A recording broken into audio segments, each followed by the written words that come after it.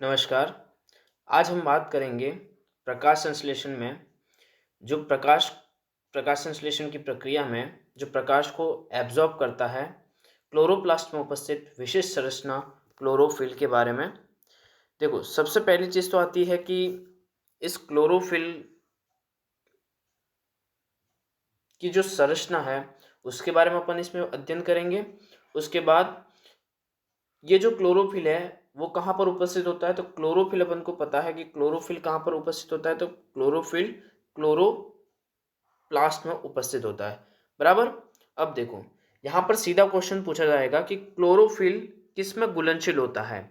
वसा में घुलनशील होता है, प्रोटीन में घुलनशील होता है या लिपिड्स में घुलनशील होता है, बराबर? तो यहाँ पर ध्यान रखना है कि क्लोरोफिल किस में घुलनशील होता है? क्लोरोफिल वसा में घुलनशील होता है। अब इस क्लोरोफिल का बायोसिंथेसिस यानी जैव संश्लेषण किसके द्वारा होता है? तो इस क्लोरोफिल का बायोसिंथेसिस जो होता है वो सक्सिनाइल को ए और होता है ग्लाइसिन एमिनो एसिड। यहाँ पर याद रखना, ये ए का मतलब है एमिनो एसिड, बराबर? ये क्लोरोफिल की जो संरचना होती है, ये क्लोरोफिल की जो संरचना होती है, इसका रॉ डायग्राम मैंने बनाया है यहाँ पर कि ये जो क्लोरोफिल की जो संरचना है उसमें देखो, एक तो जो होती है पोरफायरिन वलय होती है। ये जो ऊपर का जो भाग है वो क्या होगी? पोरफायरिन वलय होगी, बराबर? अब इस पोरफायरिन वलय के यहाँ पर जो सेंटर में, इस पोरफायरिन वलय के केंद्र में कौन सा तत्व होता है? तो वो होता है मैग्नीशियम, Mg+2 होता है, बराबर? और इस पोरफायरिन वलय में कितनी वलय होती है? तो 4 पायरोल वलय होती है। कितनी वलय? 4 पायरोल वलय। एक टेल होती है जिसे कहते हैं फाइटोल सी चेन, यानी फाइटोल कार्बन की श्रृंखला होती है। आगे बात करें अपन, तो इस क्लोरोफिल में मुख्य रूप से दो प्रकार होते हैं, क्लोरोफिल ए और क्लोरोफिल बी। क्लोरोफिल ए और क्लोरोफिल बी। अब देखो, क्लोरोफिल ए जो है वो मुख्य प्रकाश संश्लेषी वर्णक है। कौन सा? क्लोरोफिल ए मुख्य प्रकाश संश्लेषी वर्णक है, सार्वत्रिक है। बट यहाँ पर एक याद रखना, एक्सेप्शन के रूप में जो प्रकाश संश्लेषित जो जीवाणु होते हैं, इन प्रकाश संश्लेषित जीवाणुओं में क्लोरोफिल ए क्या होता है? एब्सेंट होता है, बराबर? मुख्य वर्णक उसमें नहीं होता। आगे अपन बात करें तो ये जो क्लोरोफिल ए का जो फॉर्मूला है C55H72O5N4 और मैग्नीशियम। यहाँ पर एक चीज मेन याद रखना, क्वेश्चन सीधा पूछ सकता है कि ये जो क्लोरोफिल की जो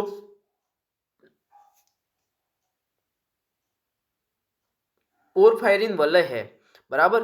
पोरफायरिन वलय की थर्ड चेन पर इसमें क्या होता है? मैथिल ग्रुप होता है। कौन सा ग्रुप होता है? मैथिल ग्रुप होता है। ये बहुत ही इंपॉर्टेंट है कि क्लोरोफिल ए में सेकेंड पोरफायरिन वलय पर या फाइटोल वलय की थर्ड चेन पर कौन सा समूह होता है? तो वो होता है मैथिल समूह होता है। दूसरी चीज, सर्वाधिक प्रकाश अवशोषण, नीले व लाल प्रकाश को क्या करता है? सर्वाधिक अवशोषित करता है। क्वेश्चन सीधा आ सकता है कि क्लोरोफिल ए सर्वाधिक कौन से प्रकाश को अवशोषित करेगा? नीले प्रकाश को और लाल प्रकाश को अवशोषित करेगा। आगे अपन देखें क्लोरोफिल बी का सीधा फॉर्मूला याद रखना है C55H70O6N4 और मैग्नीशियम। यहाँ पर ये याद रखना, जैसे यहाँ पर अपन ने देखा कि सेकेंड पायरोल वलय पर जिसकी थर्ड चेन पर मैथिल समूह होता है, वही यहाँ पर कौन सा समूह होता है? एल्डिहाइड समूह होता है। ये क्वेश्चन सीधा बन सकता है। क्लोरोफिल में जो समूह होता है थर्ड चेन पर, वो कौन सा होता है? क्लोरोफिल में होता है मैथिल समूह, और क्लोरोफिल बी में कौन सा होता है? एल्डिहाइड समूह। अब अपन बात करते हैं फोटोसिंथेसिस में फोटो सिस्टम की। और फोटो सिस्टम की बात करने से पहले वास्तव में उस फोटो सिस्टम की खोज कैसे हुई उसके बारे में अपन देखते हैं। देखो, अपन ने पढ़ा है कि रेड ड्रॉप इफेक्ट और इमर्सन इफेक्ट। अब देखना, रेड ड्रॉप इफेक्ट क्या है? जैसे कोई प्लांट है, मान लो ये एक प्लांट है, बराबर? और इस प्लांट को अगर मैं, जैसे अपन लाइट की परास अपन ने कल पढ़ी थी, 400 एंगस्ट्रम से 4000 एंगस्ट्रम से 7000 एंगस्ट्रम, जिसमें अपन ने देखा था इसे अगर एंगस्ट्रम में कन्वर्ट करें, नैनोमीटर में अगर देखें इसे, तो वो होता है 400 नैनोमीटर से 700 नैनोमीटर से। इसमें मेन चीज यह है कि जैसे किसी प्लांट को, अगर इसी प्लांट को अपर ओनली 680 नैनोमीटर की लाइट प्रोवाइड कराएं, कितने नैनोमीटर की, 680 नैनोमीटर की अपन लाइट प्रोवाइड करें या उससे अधिक, 680 नैनोमीटर या उससे अधिक, यानी रेड या फार रेड लाइट प्रोवाइड कराएं, तो उस प्लांट में फोटोसिंथेसिस की दर में क्या हो जाती है, गिरावट आ जाती है। और इसी गिरावट को क्या कहते हैं, रेड ड्रॉप इफेक्ट कहते हैं। क्वेश्चन आएगा कि रेड ड्रॉप इफेक्ट के बारे में आप क्या समझते हैं, तो याद रखना, अगर किसी प्लांट को 680 नैनोमीटर लाइट या उससे अधिक प्रकाश की लाइट दी जाए तो उसमें क्या होगा, रेड ड्रॉप इफेक्ट देखा जाएगा, जिससे क्या होगी, प्रकाश संश्लेषण की दर में क्या होगी, गिरावट होगी। इसमें कौन सा मेनली पीएस कार्य करेगा, तो इसमें कार्य करेगा पीएस फर्स्ट। याद रखना 680 नैनोमीटर या उससे अधिक है। अब अपन बात करें इसी प्लांट को, इसे समझने के लिए ऐसा ड्रॉ करा हुआ है, जैसे कोई प्लांट है, इस प्लांट को 680 नैनोमीटर से अधिक लाइट भी है और 680 नैनोमीटर से कम भी है। याद रखना, यहाँ पर मैं क्या गौर करना चाहूंगा, देखो यहाँ पर 680 नैनोमीटर लाइट है, 680 नैनोमीटर की है और उससे क्या है, अधिक है, फिक्स 680 से कम नहीं है, 680 नैनोमीटर है और उससे क्या है, अधिक है। और यहाँ पर क्या कह रहा है कि 680 नैनोमीटर की लाइट है, उससे अधिक भी है और उससे कम भी है। इस कंडीशन में क्या होगा, PS first, photo system first और फोटो सिस्टम सेकेंड दोनों वर्क करेंगे और प्रकाश संश्लेषण की क्या होगी, दर बढ़ जाएगी। इसे क्या कहते हैं, इमर्सन इफेक्ट कहते हैं। क्या, इमर्सन इन्हेंसमेंट इफेक्ट कहते हैं। कौन सा इफेक्ट कहते हैं, इमर्सन इन्हेंसमेंट इफेक्ट कहते हैं, बराबर। इसी से प्रमाण मिला कि प्लांट में 2 पीएस कार्य करते हैं। अपन आगे फोटो सिस्टम के बारे में पढ़ेंगे और उस फोटो सिस्टम को पढ़ने से पहले अपन को ये दोनों इफेक्ट समझना जरूरी है। देखो, प्लांट में 2 फोटो सिस्टम प्रेजेंट होते हैं, एक होता है पीएस फर्स्ट और एक होता है पीएस सेकेंड। लेकिन ये क्यों हुए, इसकी खोज कैसे हुई, तो ये खोज इस वजह से हुई क्योंकि एक साइंटिस्ट है जिन्होंने जनरली एक प्लांट को 680 नैनोमीटर की लाइट और उससे ज़्यादा की लाइट दी, जिससे प्लांट में क्या होगी, फोटोसिंथेसिस की रेट में क्या होगी, गिरावट हुई और उन्होंने क्या कह दिया, रेड ड्रॉप इफेक्ट कह दिया। अब उन्होंने क्या करा कि इस प्लांट को 680 नैनोमीटर, उससे अधिक और उससे कम की लाइट दी, जिससे क्या हुआ, फोटो सिस्टम फर्स्ट और फोटो सिस्टम सेकेंड दोनों वर्क करने लगे। फोटोसिंथेसिस की रेट क्या हो गई, बढ़ गई। इसे क्या कहते हैं, इमर्सन इन्हेंसमेंट इफेक्ट कहते हैं। और इसी से अपन को प्रमाण मिलता है कि प्लांट में कितने फोटो सिस्टम कार्य करते हैं, 2। अब अपन देखते हैं कि वास्तव में ये फोटो सिस्टम है क्या। तो देखो,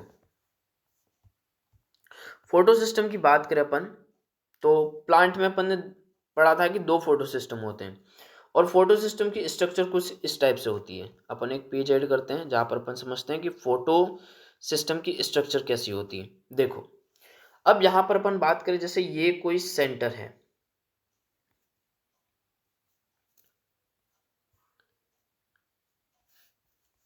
एक मिनट, जैसे अपन बात करें कि ये कोई प्लांट का सेंटर है, बराबर, और उस सेंटर के 5 में ऐसे एक विशिष्ट संरचना उपस्थित होती है, ऐसी विशिष्ट संरचना उपस्थित होती है, बराबर। और यहाँ पर सारे अपन ने कल प्रकाश संश्लेषी वर्णक पढ़ा था, जिसमें क्लोरोफिल ए, क्लोरोफिल बी, उसके बाद कैरोटीनॉइड और जेंथोफिल। ऐसा स्ट्रक्चर यहाँ पर होता है, chlorophyll A, chlorophyll B, xanthophyll और कैरोटीनॉइड। और यहाँ पर बीच में ये जो होता है वो होता है लाइट हार्वेस्टिंग कॉम्प्लेक्स, LHC। और यहाँ पर होता है सेंटर केंद्र, और इसमें मेनली जो पिगमेंट होता है वो होता है क्लोरोफिल ए। और यहाँ पर क्या होते हैं, रिएक्शन सेंटर, और ये reaction centre mainly two type से होता है। कौन सा? एक तो जिसमें होगी फोटोसिंथेसिस की, मतलब जो लाइट एब्जॉर्ब करेगा, पी 680 नैनोमीटर वाला, और एक होता है पी 700 नैनोमीटर वाला। ये इसी आधार पर फोटोसिंथेसिस के दोनों पीएस डिवाइड होते हैं। अब देखते हैं पीएस के बारे में। तो पीएस के बारे में अपन देखें तो यहाँ पर जैसे ये फोटो सिस्टम फर्स्ट, देखो इसमें जो रिएक्शन सेंटर होगा, फोटो सिस्टम फर्स्ट में जो अपन रिएक्शन सेंटर की बात करें तो इसका मेन आधार एक तो हो गया कि रिएक्शन सेंटर, जो अपन ने सेंटर में पढ़ा था क्या है, तो वो हो गया रिएक्शन सेंटर, और उसके पास में एक विशिष्ट संरचना पाई जाती है जिसे LHC, लाइट हार्वेस्टिंग कॉम्प्लेक्स कहेंगे। क्या कहेंगे? Light harvesting complex. देखो ये तो हो गया रिएक्शन सेंटर, और ये जो पास वाला है उसे कहेंगे लाइट हार्वेस्टिंग कॉम्प्लेक्स। क्या कहेंगे? Light, LHC, LHC। ये हो गया रिएक्शन सेंटर, और ये पास वाले क्या हो गए? LHC। समझ में आया कि रिएक्शन सेंटर किसे कहते हैं और LHC किसे। अब देखें मेनली इसमें अपन डिफरेंस देखते हैं कि फोटो सिस्टम फर्स्ट और फोटो सिस्टम सेकंड में क्या डिफरेंस है। देखो ये जो पीएस फर्स्ट है, ये जो पीएस फर्स्ट है उसकी बात करें तो सबसे पहले कि इनकी खोज कैसे हुई। पहले जब साइंटिस्ट ने रेड ड्रॉप इफेक्ट देखा, उसमें उसने देखा कि 600 नैनोमीटर से अधिक की लाइट दी, और जिसमें उन्होंने मेजरली कौन सी 700 नैनोमीटर की लाइट दी थी, और उनसे उनको पता चला था कि एक ही वर्ण का प्रकाश देने पर या 680 या 700 नैनोमीटर से अधिक की लाइट देने पर उसकी रेट में क्या आ जाती है? गिरावट आ जाती है। और ये जो फोटो सिस्टम है उनको जो मेन डिवाइड करा उन्होंने, वो उनकी खोज के बेस पर करा। किस पर? उनकी खोज डिस्कवरी पर। याद रखना फोटोसिंथेसिस फर्स्ट, पीएस फर्स्ट, और पीएस फर्स्ट की खोज क्या हुई थी? पहले हुई थी, बराबर। इसलिए इसे क्या नाम दे दिया? PS first. उसके बाद सेकंड, पीएस सेकंड की खोज क्या हुई थी? बाद में हुई थी, इसलिए इसका नाम दे दिया पीएस सेकंड। इसमें यही याद रखना कि खोज का आधार क्या था, तो जो उनको डिवाइड करा, जैसे पीएस फर्स्ट को पहले खोजा तो इसे क्या नाम दे दिया? पीएस फर्स्ट, और पीएस सेकंड को बाद में खोजा तो इसे क्या नाम दे दिया? PS second. यहाँ पर क्वेश्चन आने के सीधे चांसेस ये होते हैं कि पीएस फर्स्ट और पीएस सेकंड में जो रिएक्शन सेंटर होता है, यहाँ पर अभिक्रिया केंद्र, पीएस फर्स्ट में अभिक्रिया केंद्र कितना होगा? 700 होगा, और पीएस सेकंड में अभिक्रिया केंद्र कितना होगा? पी 680 होगा। थर्ड क्वेश्चन आएगा कि प्रोटीन संकुल, पीएस फर्स्ट के लिए प्रोटीन संकुल क्या होगा? तो आयरन सल्फाइड होगा। याद रखना ये एग्जाम में सीधे ये क्वेश्चन देखने को मिलेंगे कि पीएस फर्स्ट में प्रोटीन संकुल कौन सा होता है, तो पीएस फर्स्ट में प्रोटीन संकुल होता है आयरन सल्फाइड। इसका विस्तृत अध्ययन अपन आगे करेंगे, लेकिन अभी अपन को याद करना है इसे सही सिस्टमेटिक तरीके से। अब देखें अपन दूसरी ओर देखें तो ये जो पीएस सेकेंड है, इस पीएस सेकेंड का जो प्रोटीन संकुल होता है वो क्या होता है? प्लास्टोक्विनोन। क्या होगा? प्लास्टोक्विनोन। अब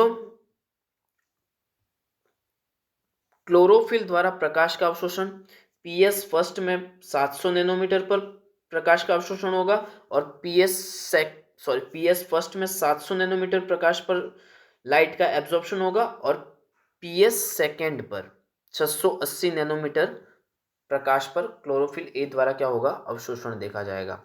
अब इनकी स्थिति के बारे में देखते हैं। देखो यहाँ पर स्थिति है, फर्स्ट है स्ट्रोमल लेमिला। कल अपन ने पढ़ा था कि लास्ट वीडियो में कि फोटोसिंथेसिस की लाइट रिएक्शन और डार्क रिएक्शन के बारे में, जिसमें अपन ने देखा था कि फोटोसिंथेसिस की जो लाइट रिएक्शन होती है, प्रकाशिक अभिक्रिया, वो होती है थाइलेकोइड मेम्ब्रेन पर, ग्रेना पर और स्ट्रोमल लेमिला पर। अब अपन यहाँ पर देखेंगे कि क्या पीएस फर्स्ट और पीएस सेकेंड स्ट्रोमल लेमिला पर प्रेजेंट होता है, ग्रेना पर कहाँ प्रेजेंट होता है, और थाइलेकोइड की मेम्ब्रेन पर कहाँ प्रेजेंट होता है। अगर अपन बात करें स्ट्रोमल लेमिला की, स्ट्रोमल लेमिला पर पीएस सेकंड क्या होता है? एब्सेंट होता है। याद रखना ये पॉइंट इंपॉर्टेंट है कि स्ट्रोमल लेमिले पर पीएस सेकंड क्या होता है? एब्सेंट होता है, जबकि स्ट्रोमल लेमिले पर पीएस फर्स्ट क्या होता है? प्रेजेंट होता है। अब दूसरी चीज बात करें ग्रेना व थाइलेकोइड। अब ग्रेना और थाइलेकोइड की नॉन एप्रेस्ड, नॉन एप्रेस्ड मतलब खुली सतह, जैसे इसको अपन ऐसा समझे तो जैसे, एक मिनट, नॉन एप्रेस्ड और एप्रेस्ड सतह में क्या फर्क क्या है। अब अपन ने कल देखा था कि थाइलेकोइड की जो मेम्ब्रेन होती है, थाइलेकोइड की संरचना कुछ इस टाइप से होती है, बराबर। और ये थाइलेकोइड की जो भीतर की सतह है, और ये कौन सी है, ऊपर की सतह है। और जो भीतर की सतह पर जो उपस्थित होंगे वो होंगे पीएस सेकेंड, और जो बाहर की सतह पर उपस्थित होंगे वो होंगे पीएस फर्स्ट कॉम्प्लेक्स। कौन से, पीएस फर्स्ट। अपन ने यहां पर देखा कि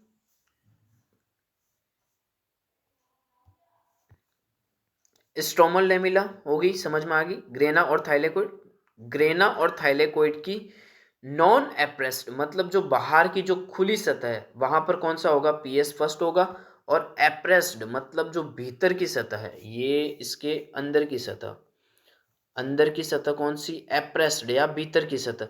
भीतर की सतह पर कौन सा पीएस पाया जाएगा, तो फोटो सिस्टम क्या होगा, सेकंड इसकी एप्रेस्ड सतह पर पाया जाएगा। अब अपन बात करें क्लोरोफिल, क्लोरोफिल की प्रेजेंस। देखो पीएस फर्स्ट में क्लोरोफिल क्या होगा, ज्यादा होगा, और क्लोरोफिल ए ज्यादा होगा किससे, क्लोरोफिल बी से। और पीएस सेकेंड की अगर बात करें अपन, तो इस पीएस सेकेंड में क्लोरोफिल ए और क्लोरोफिल लगभग क्या होंगे, बराबर होंगे। अब अपन बात करें पीएस फर्स्ट जो है वो वर्क मेनली करेगा किससे, 680 नैनोमीटर से अधिक प्रकाश पर। ये याद रखना, 680 नैनोमीटर से अधिक प्रकाश पर पीएस फर्स्ट कार्य करेगा, और 680 नैनोमीटर कम प्रकाश पर पीएस सेकेंड क्या करेगा, वर्क करेगा। इसी तरह अपन ने पढ़ा पीएस फर्स्ट, पीएस सेकेंड के बारे में। और फिर अपन ने देखा यहाँ पर इमर्सन इफेक्ट और रेड ड्रॉप इफेक्ट। उसके बाद अपन ने देखी क्लोरोफिल की स्ट्रक्चर। मुझे भरोसा है कि ये वीडियो आपको बहुत अच्छे से पसंद आया होगा, और इसमें दी गई सारी जानकारी आपको सही और सटीक तरीके से समझ में आई होगी। ऐसे ही अपन आगे शॉर्ट शॉर्ट में सारे वीडियो को कवर करते चलेंगे, और आपको इसे बहुत बेहतर तरीके से अपनी नोटबुक में इसको बनाना है, और ऐसे ऐसे के ऐसे डायग्रामेटिक ही इसको क्या करना है, नोट्स के रूप में बनाना है। ऐसे ही पढ़ते रहिए, मस्त रहिए और स्वस्थ रहिए। फिर मिलते हैं ऐसे ही शानदार वीडियो के साथ। धन्यवाद।